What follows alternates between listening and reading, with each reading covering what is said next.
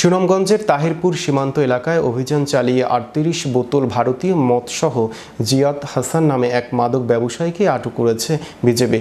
আটককৃত আসামি উপজেলার পুরাতন লাউরগড় গ্রামের সিরাজ মিয়ার পুত্র। শুক্রবার বিকেলে সুনামগঞ্জ ব্যাটালিয়ন ২৮ বিজিবির অধীনস্থ লাউরগড় বিউপির টহল দল কর্তৃক অভিযান চালিয়ে তাকে আটক করা হয়।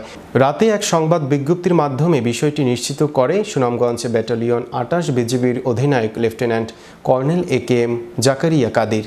জানান, গোপন সংবাদের ভিত্তিতে অভিযান চালিয়ে অবৈধভাবে ভারতে অনুপ্রবেশ করে মদসহ বাংলাদেশে ফেরত আসার পথে ১০ ঘর নামক স্থান থেকে ভারতীয় মদসহ জিয়াদ হাসান নামে এক আসামিকে আটক করা হয়েছে।